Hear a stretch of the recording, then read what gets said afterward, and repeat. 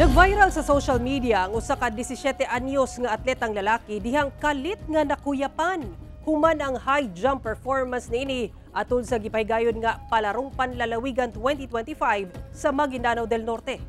Ang detalye sa report ni Efren Mamak.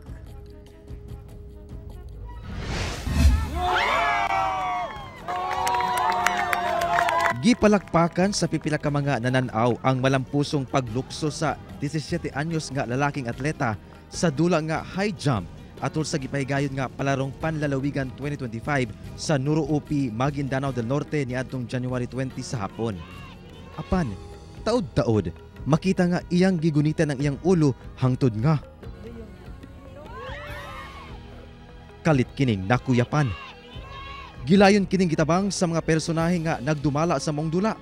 Sumala sa kaubanan niini, nalipong ang maong atleta diyang nauna pagtugpa sa ground nga adunay uhot sa humay ang iyang abaga ug ulo. Meron na lang siyang isang chance na tumalon po. Ang ginawa po niya is, or inayos na po yung landing area kung saan siya magland po. After nun, dahil na rin po siguro sa pressure, pagland po niya is nahimatay po siya.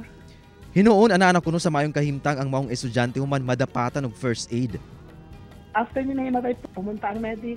Then after pagdating doon, maya-maya, tumayo na rin po siya. Bumalik na rin siya doon sa area. Migawas sab sa medical resort nga wala kini balik sa lawas sa gipahigayong x-ray human ang insidente.